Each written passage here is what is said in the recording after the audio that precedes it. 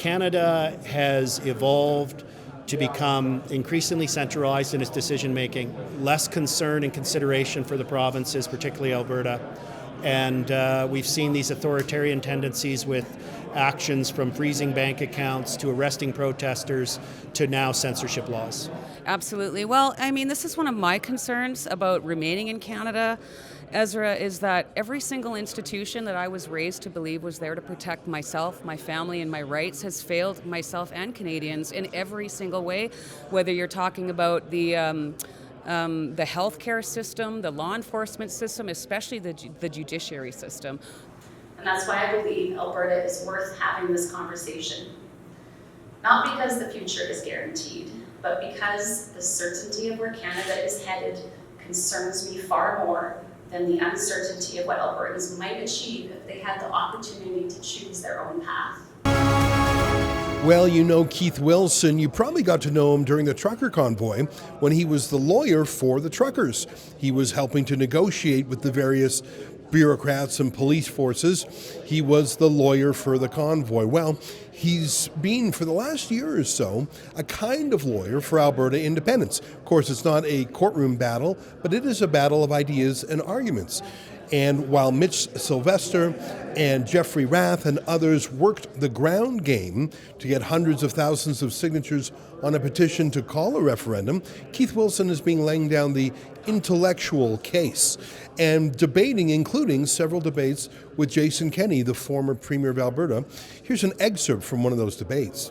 I and many others are going to work really, really hard to convince those who are not yet ready to support independence that now is the time. It's absolutely viable. Respectfully, all the other side's got is fear. They have no plan. It's always go back and ask for more. Be patient. Patience is not a solution to the opportunity that's before us.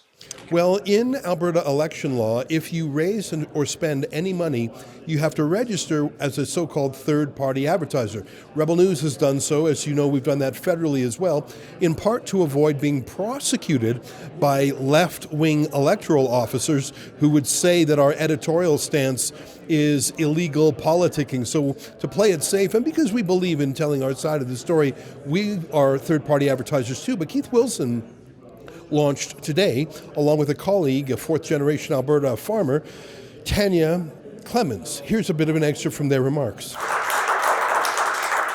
Thank you, everyone, for coming out today. As John's noted, we're 4 months away from a historic opportunity for Alberta to chart a new course towards independence.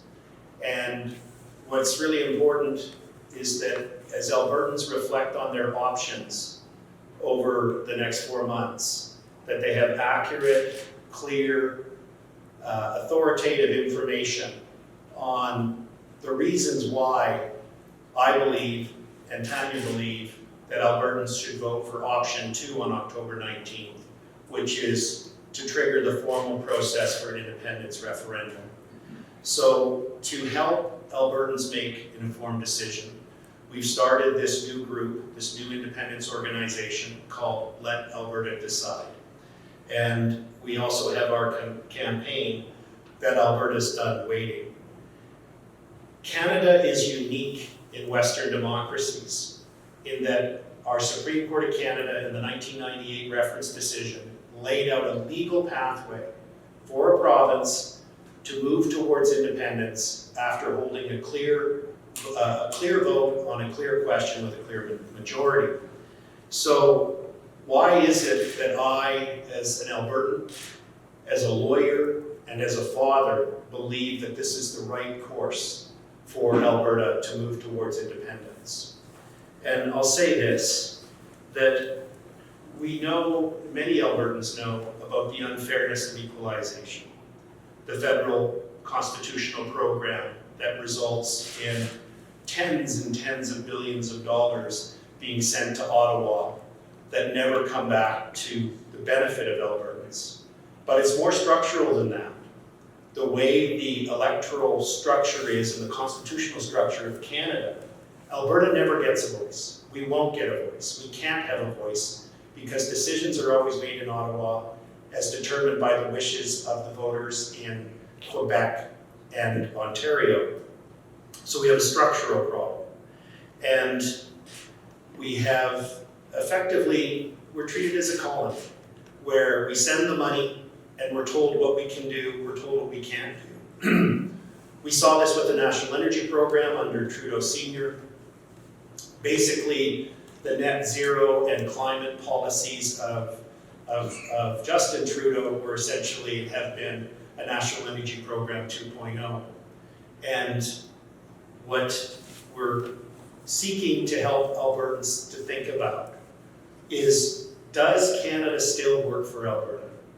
Does it make sense for Alberta to continue to be ruled by Ottawa, have decisions that affect our lives, our communities, our economy, our children, made by Ottawa? You know, I really do believe that much like those of us who have children, and you know, when you have a child and they're 10 years old, it makes sense for them to continue to live at home. But when they're 21 or 22 or 24 and they're still in the basement, it's time for them to move out. In other words, they can achieve a greater potential by going out on their own, and they don't need you to care for them and to protect them. I really think that that's what's happened with Alberta. It might have made sense for Alberta to be in Canada and supported by Ottawa, as occurred from 1905 up to the 1940s. But ever since our economy started to mature, that we developed our oil and gas industry with the third largest reserve of oil in the world, we've outgrown our relationship with Ottawa, and it's time for us to set out on our own. Independence allows Albertans to make decisions that affect Albertans.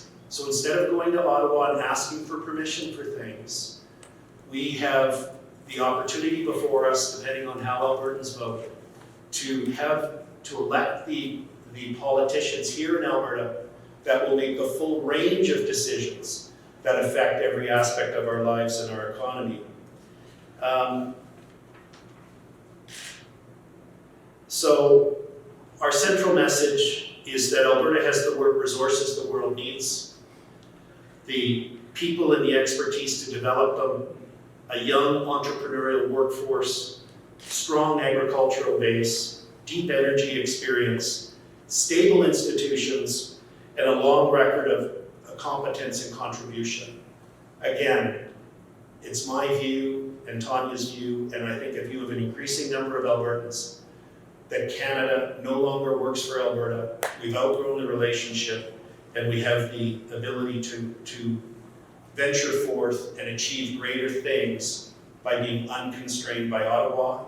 Of course, our relationship with the rest of Canada would not end. We would just be in a position of leverage to negotiate a new relationship with Ottawa and the rest of Canada, instead of the situation we have today where we're told what we can and can't do. So our campaign will also address some of the difficult questions. This is a serious decision that needs to be made. And we will work with other organizations such as the Alberta Transition Council, that I also co-founded with and co-leading with Dennis Kalma, who is in the room today. And we're working on a white paper that will be released near the end of July. And the purpose of the white paper is to describe the transitional steps, what would be involved in Alberta moving from a province within Canada to an independent country. So, important work ahead. We're going to use a broad range of campaign techniques, including reaching out and making ourselves available to the news media, as well as using social media, meetings, digital strategies, and information, and supporting volunteers as we all work together to get people thinking about their future, the future for their children and their grandchildren, and how, in our view, they would be better off in an independent Alberta. The bottom line is Alberta has tried for decades. We helped elect Mulroney, and we saw that no fundamental change to the Constitution. There were serious attempts, the Beach Lake Accord, the Charlottetown Accord, they all failed. Even our opponent, former Premier Jason Kenney, admitted in my debate with him in May that the Constitution is unamendable. And so I don't know how those who are advocating that Alberta should stay think they're actually going to change things. I've challenged them many times to show us your plan. They don't have one because I don't think it can be changed. Independence and a referendum, consistent with what the Supreme Court of Canada said, is the only pathway for change.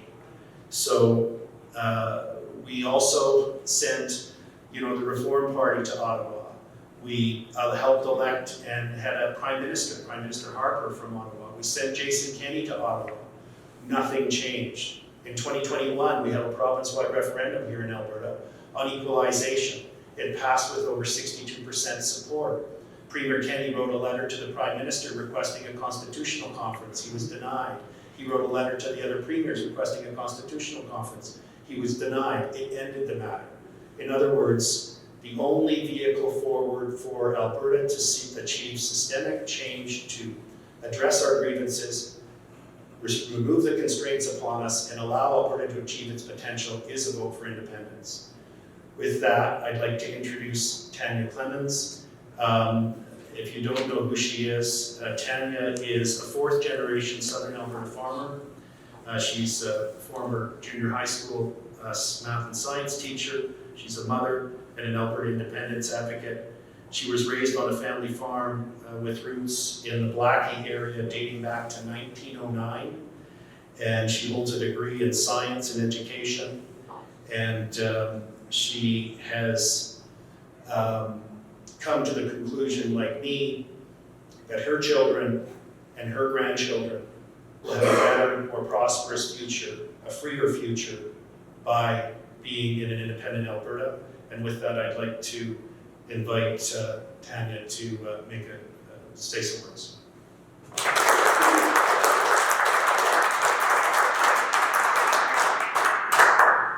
Good morning, everyone. Before I begin, I'd like to thank everyone who has taken the time to be here today, including members of the media from across Alberta. Whether you agree with us, disagree with us, or are simply here to better understand why this conversation is taking place, I appreciate your willingness to listen and to help Albertans engage with the ideas we're discussing today. One of the questions I've spent a lot of time thinking about over the last few years is this: how many times can Albertans ask for change before we have to admit that the change we're asking for may never come? Because that's what really brings us here today. This isn't about anger, resentment, or division. What brings us here is a growing recognition that Alberta has spent generations trying to improve its place within Confederation, and many of the same concerns remain unresolved. That recognition is what led Keith Wilson and myself to launch Let Alberta Decide. We're trying to reach the people who feel something isn't working, but aren't convinced about what comes next. Because that's where I was. I had questions, I had concerns, and before I reached any conclusions, I wanted to understand why so many Albertans felt increasingly frustrated with the direction of our country. For most of my life, I believed Alberta's future would be secured within Canada and that meaningful reform was possible. I believed Alberta could achieve a fair and lasting place within Confederation if we just elected the right governments, proposed the right reforms, and made the right arguments. I wanted very much for that to be true. But over time, I found myself looking less at promises and more at outcomes. And when I did, I found myself asking whether Alberta could still achieve meaningful change within Canada. I think the honest place to start answering that question is with Alberta's history. Because for decades, Albertans have sought reforms aimed at securing a stronger voice within Canada. We have really tried. From the Reform Party to the Firewall Letter, from the Fair Deal Panel to the 2021 equalization referendum, Albertans have repeatedly tried to improve their position within Confederation. At some point, Albertans have to ask whether decades of asking for change have produced meaningful results, or whether we're being asked to keep faith in a process that never seems to deliver them. In many ways, Alberta arrived at this conversation only after trying everything else. If decades of advocacy, reform efforts, constitutional proposals, and democratic mandates have failed to produce meaningful change, what reason do we have to believe that the next attempt will be successful? Albertans have been extraordinarily patient, but at some point we have to evaluate outcomes rather than promises, and Alberta is done waiting. There's another question we have to be willing to ask. What if we do nothing? Because doing nothing often feels like the safer option, but doing nothing also is a choice and one that comes with consequences. Alberta's future is going to be shaped and changed whether we actively participate in that process or not. The real question is whether Albertans will have enough influence over that future or whether we'll continue adapting to decisions made elsewhere and far away.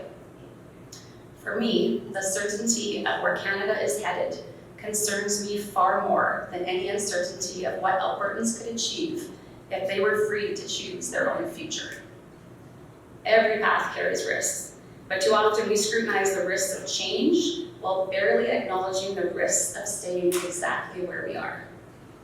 After studying this issue and being deeply involved in this conversation, I have reached my own conclusion. Alberta is capable of governing itself and shaping its own future. I reached that conclusion not because I became focused on what Alberta might lose, but because I became increasingly interested in what Alberta might gain.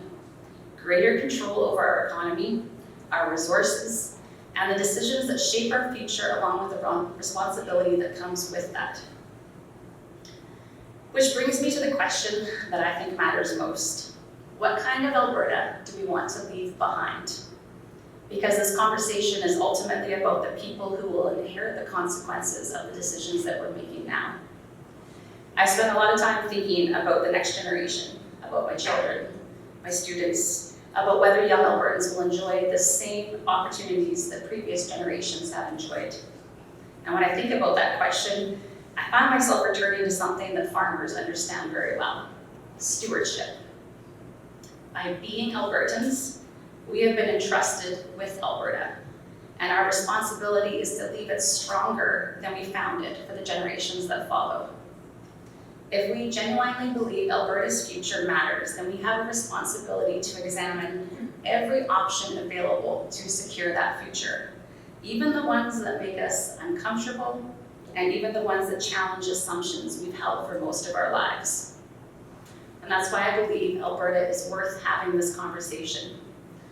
Not because the future is guaranteed, but because the certainty of where Canada is headed concerns me far more than the uncertainty of what Albertans might achieve if they had the opportunity to choose their own path.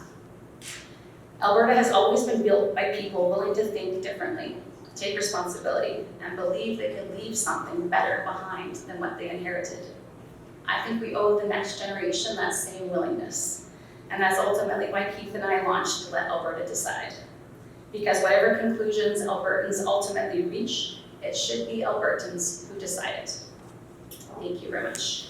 Most impressive to me wasn't what I heard from Tanya or Keith. I've frankly heard it all before, I think, several times. What was new to me was the size of the media that came to hear it, and I've just been listening in to questions in the scrum, and I'm sort of amazed by how substantive and respectful the questions are. It feels like a different approach than the regime media has taken towards independence so far. Now, of course, that's just the questions they're asking here. What survives or gets left on the cutting room floor before it's published into news tomorrow may be a completely different thing. But I think that at least some of the journalists I observed felt like they could ask deep or nuanced or substantive questions of Keith Wilson that maybe they hadn't had a chance to ask anyone before other than perhaps the Premier of Alberta herself. I like the name Alberta's Done Waiting because it sort of puts the question to the other side, which is how long do you expect us to wait? Because so many decades have gone by and the same unresolved problems remain. Well, what those that are advocating for Alberta to stay in Canada, the pro-Ottawa crew, have no plan. You know, we know from Charlottetown, even former Premier Kenney himself volunteered that the Constitution is unamendable. So they have no plan. Those who are saying Alberta should just wait some more, negotiate some more, be patient, they have no plan to address the concerns. The condition of the country is getting worse. The opportunities for Alberta are before us right now. Albertans are increasingly tired of what Ottawa is doing to us, and we want to move forward. I have a question about the federal Liberals, because I think that so many things that impact Albertans are decided by Ottawa in ways we don't even know. For example, appointment of judges. There may be a vacancy in the Supreme Court, and some of the names being bandied about are quite radical. Do you think Albertans are aware of how many day-to-day decisions are done by appointees, if not loyal to Justin Trudeau and Mark Carney, at least ideologically loyal to them? Well, I don't think they understand that the level of control that the Prime Minister's office has. The Prime Minister's office decides who our judges are. The Prime Minister's office decides who the head of CSIS is. The Prime Minister's office decides whether or not the Commissioner of the RCMP keeps his job. And that's a very concerning thing in a democracy. You should not have a situation like that. So Canada has evolved to become increasingly centralized in its decision making. Less concern and consideration for the provinces, particularly Alberta. And we've seen these authoritarian tendencies with actions from freezing bank accounts to arresting protesters to now censorship laws. So I thought it was a very interesting event, and I would say it's successful by that measure alone. I like the phrase "Alberta's done waiting," because it throws the gauntlet to the Jason Kennys of the world and saying, you tried this and it didn't work.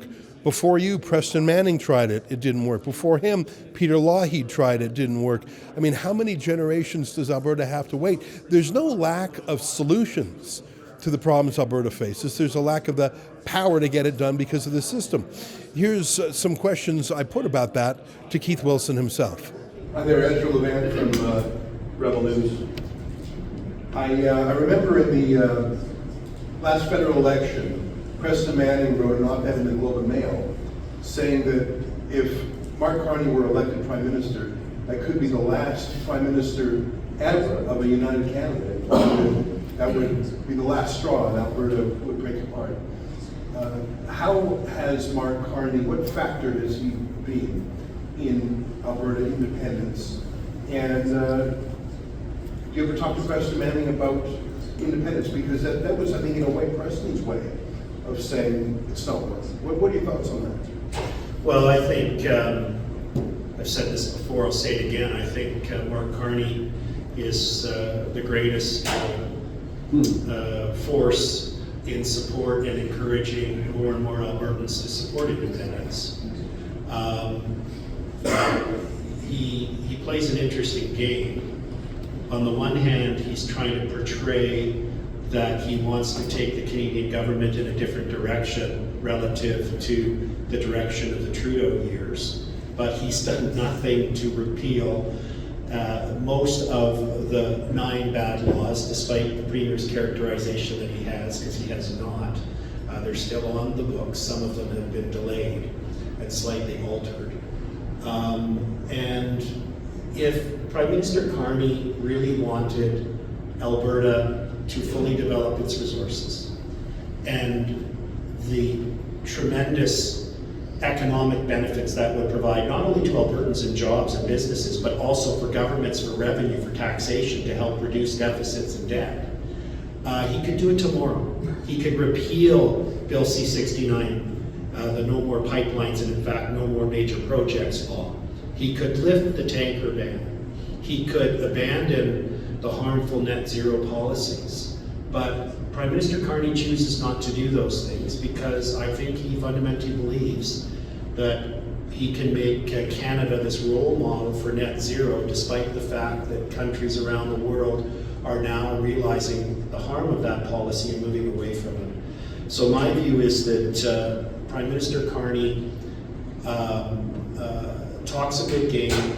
You know, in the MOU between the Premier and the Prime Minister are not evidence of Canada working.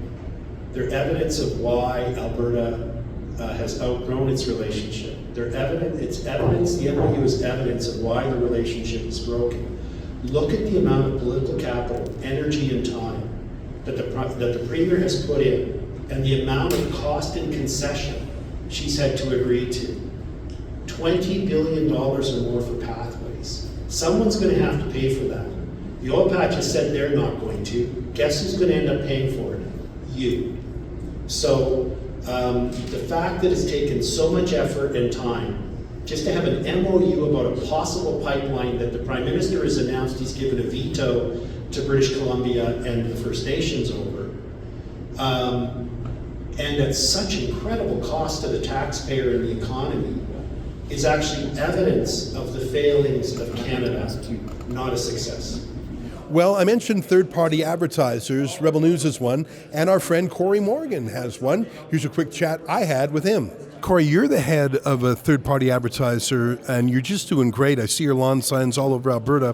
What do you make of Keith Wilson and Tanya Clemens and their announcement today? I think it was fantastic. I mean, this is what we've really kind of needed, though, was a polished campaign head. You know, this looks professional, well planned. I mean, it's been great with all sorts of smaller groups like myself getting things rolling, but there hasn't been a well functional and communicated campaign getting rolling, and clearly that's going to change after this. So I'm quite excited seeing what they've put out so far. Yeah, I think you're right. I mean, just look over there. There's probably a dozen journalists here, which is probably the largest media turnout for any independence-oriented event that doesn't involve the Premier. Yeah, I mean, they've mostly just been covering individual things that might happen, like the Tabor fiasco. I've been in events and things like that, but now there's actually somewhere they can come to on this campaign and talk to people, and they clearly appear to be interested in it. So getting that out to Albertans so they can see it's more than just a few activists. There's a real campaign getting rolling today. And I think Keith Wilson, in particular, has a bit of a different tone than some of the other third-party groups. He's a lawyer. He's he's always wearing a suit and tie. Like, he's got a bit of a different aesthetic, different message. He debates Jason Kenney, the former premier, a couple times. Like, I think he brings a new level of,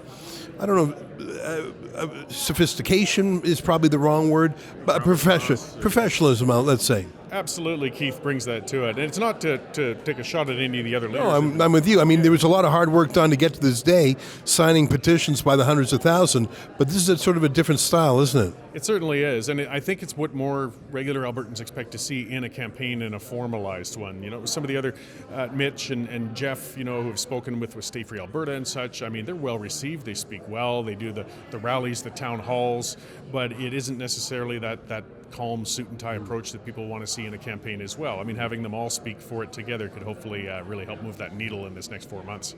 Well, thanks for talking with us. Good luck, and thanks for participating from time to time on our live streams with Sheila Gunn-Reid and doing the Alberta Fact Check. I think that's great. Oh, it's been a pleasure and fun, actually. I enjoy the invitation to be able to contribute.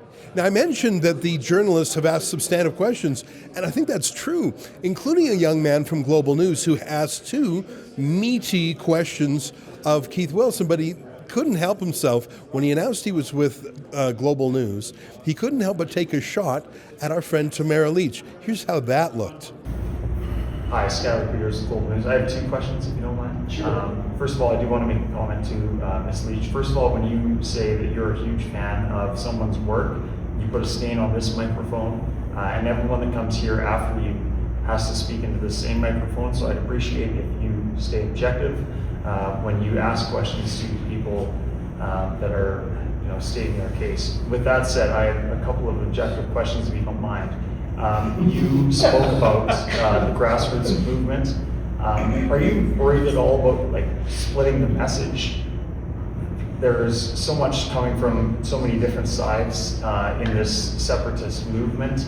Obviously, you want to establish yourselves as maybe a leader, maybe a front runner voice for this. But are you concerned that it might muddle the message a little bit, and people that do support what you are after?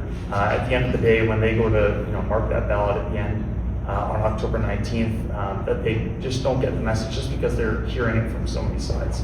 Well, Tamara is friends with Keith Wilson. She was her lawyer. He was her lawyer. I don't know why the Global News chap was so incensed by it, but here's what Tamara Leach had to say about all that. Tamara, you've known Keith for a long time. He was the lawyer for the trucker convoy, and now he's taking a leadership position for independence. What do you think of that?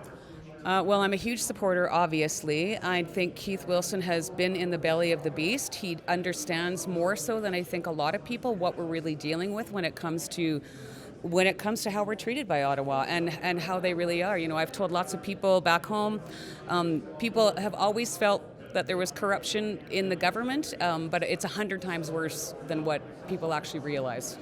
When you think about the violence that was sent against the peaceful protesters during the trucker convoy, those were decisions made in Ottawa. I mean, they even mused about sending tanks. This was the most peaceful protest in modern Canadian history, but because it had a freedom spirit and came in some ways from Alberta, they wanted to smash it to dust. Absolutely. Well, I mean, this is one of my concerns about remaining in Canada, Ezra, is that every single institution that I was raised to believe was there to protect myself, my family, and my rights has failed myself and Canadians in every single way, whether you're talking about the healthcare system, the law enforcement system, especially the judiciary system. But, you know, we went to Ottawa expecting to have a conversation, as so many Canadians would expect to and receive, and we never got it. So that's a huge problem, and so that's why I support Alberta independence. You know, there's a lot of journalists here today, probably a dozen. Some from independent media, some from the regime media. Can I ask you about a funny moment there? There was some guy, I think he said he was from Global News, Yes, and he started off by saying, because you tipped your hat to Keith, who's been your lawyer, so you've got a personal connection. And that he was so outraged, this guy from Global News, before he got to his question, he said, I have to address the stain on the microphone. Boy, that man has a lot of feelings. Yes, I think I did hurt his feeling, and let me just say that I've been called a lot worse by better.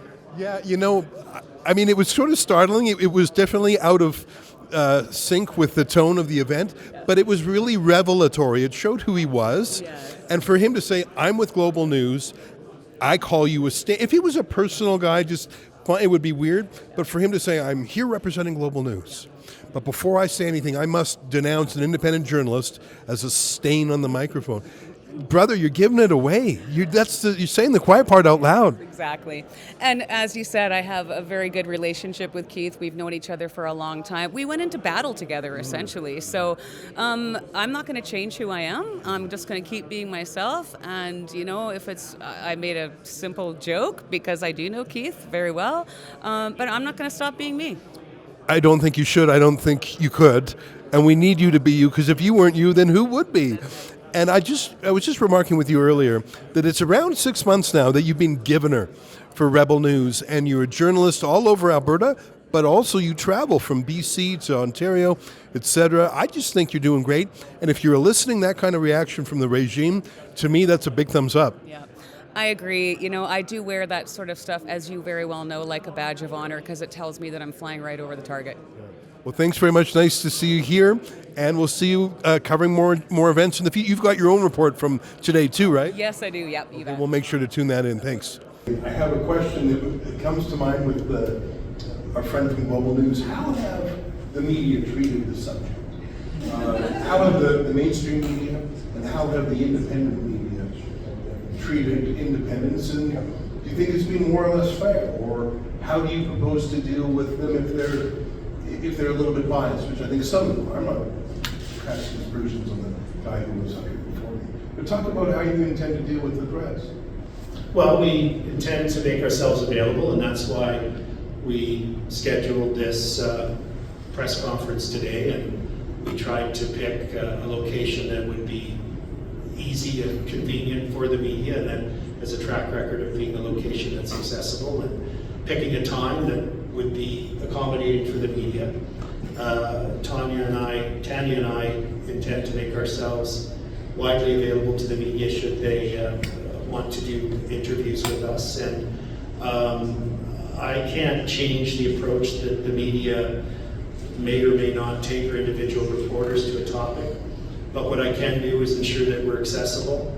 And if they are looking for our side of the story, that we make ourselves available. And I'm encouraged that of the turnout of the news media here today. Well, that's my report from Calgary. It's interesting because it's a referendum on a referendum now. You might recall that a rogue judge invented an idea that there's no referendum allowed before consultation with Aboriginal groups is done. That's not the law.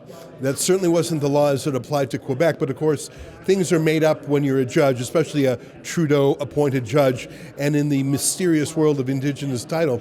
If I was a British Columbian, I would be terrified about who owns the land underneath my house if these rulings continue.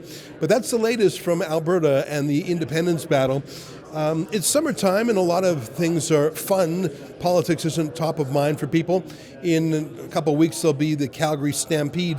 Everyone here will be focused on pancake breakfasts and barbecues. But I think that as we get closer to the fall and as Labor Day comes, I think we'll find that politics, once again, is on the front page.